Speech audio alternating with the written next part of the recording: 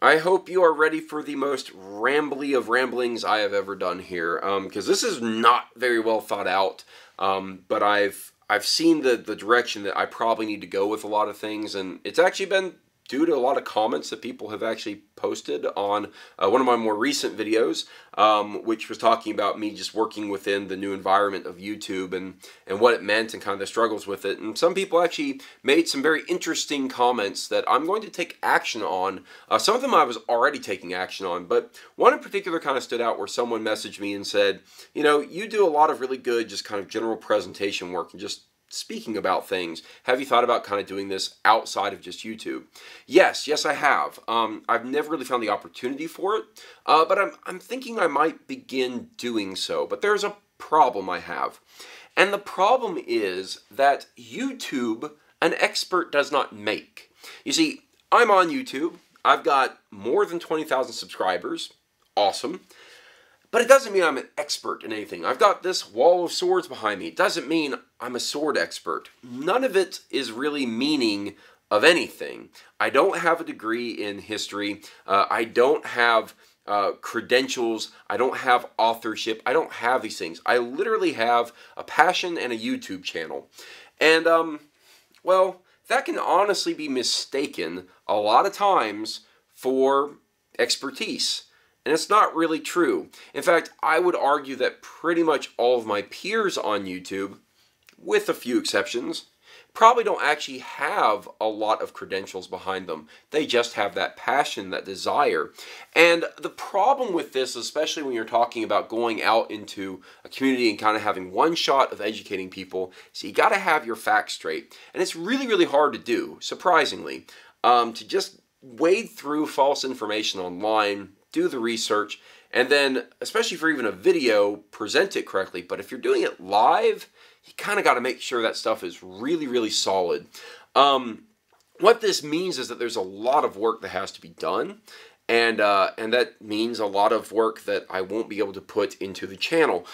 So what I'm hoping to do is I'm hoping to take some of my more interesting video concepts, distill them down into live presentations that I can give whenever I'm invited to. Sword Dynamics is a great example of this. I can't say I'm an expert in it. I'm certainly not the kind of creator of how we look at sword dynamics. I can only really be a mouthpiece, and even then, at best, I'm a partially informed mouthpiece because I'm not a physicist. I'm not a person who truly understands the physics of the sword dynamics. I just try my best to shine a light on it. And DragonCon, I talked about in a previous video. I'm going to be doing a DragonCon presentation. Sword Dynamics is one of those. And I'm trying my best to make sure I've got all my facts straight. I've got all the information.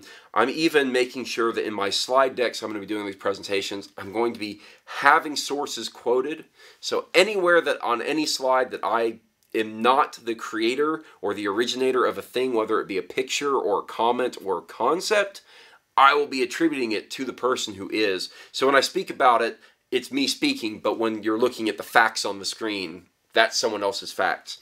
But I think this is actually an interesting kind of larger problem within our very small community here, and that is everyone to some extent is really an armchair expert. Very few people have the credentials and the true solid foundational understanding to kind of work through issues, have conversations, and be able to speak intelligently about whatever their kind of chosen subject is in a way that is accurate. And it's a big challenge on YouTube. We have the benefit, YouTube individuals have the benefit of being able to edit and read off a script and do all these things. And for myself, one of the ways I've challenged myself on that is I have kind of forced myself to, well, not read off a script. I used to do that, actually. Some of my early videos, it was very obvious I read off scripts. And I actually quit doing that. I said, no more scripts. And so all my information was just going off of honestly some bullet points that I taped just below my camera on my tripod, and I would just kind of look at the bullet points and say, that's the thing I want to talk about. And it leads to all sorts of slips of the tongue and things like that. And, you know, you begin to confuse, you know, the hundreds with the centuries, and you say 15th century when you didn't really mean the 1400s, and you messed everything up, right? You got all your facts wrong. And that happens when you're not running off a script, but then the dialogue sounds so much more natural. But I used it as a way to also make sure that I understood the subject matter as best as I possibly could. And everything else would just be slips of the tongue, or, well, honestly, could just be misinformation. And that really then comes back down to the real point of this video, which is, again, just because I have a YouTube channel does not mean I'm an expert. And I would actually challenge everyone who watches any of my videos at any time, go double check my facts. Don't let me just say the thing and be a source of misinformation. We got enough of that out there already. I need to be held accountable to that, just as all my peers need to be held accountable to that, just as anyone who publishes a blog or an article or Twitter war or Facebook post or whatever it may be. If they're not being accurate, they need to be called out on it. They need to say, well, that's not accurate. It's not entirely accurate. This actually happened recently to some extent. And I noticed this actually happened because I was doing some research for the presentations for DragonCon, and I asked a question on Facebook within some of the more knowledgeable groups of people to try to see if I could garner some extra information. And I ran across a really interesting thing where even the experts on the things, they weren't convincing enough. Their evidence wasn't convincing enough. And when I looked at other experts, people who are at least for the most part foremost in speaking on these kind of interesting subjects, actually disagreed with them, and suddenly I don't really know any better now than I was before. I'm not really sure what is actually the facts and what could actually be reliable. It's a really weird feeling in a lot of ways. I went in to ask a question and came out feeling slightly more confused. But again, I have this feeling that our community needs to be better than just YouTube videos, that we need to be better about getting out there and doing presentations for educational purposes or whatever it may be. You know, I've had a lot to say in the past about the SCA, the Society for Creative Anachronism. But one of the things that they do right and is really important is they go out there and teach kids. They educate children. They do presentations. Probably not as much as they should, and I would argue that people who do HEMA probably don't do enough of it. I've got another video coming right on the tail of this one, probably slightly rambly, although it's meant to be a little more targeted, that's going to actually speak to some opportunities I've seen, and it made me go, we really need to be more cognizant of this. And so this video is actually going to be a bit of a challenge that I'm issuing, not just to other YouTubers, but to other educated and knowledgeable people within our community.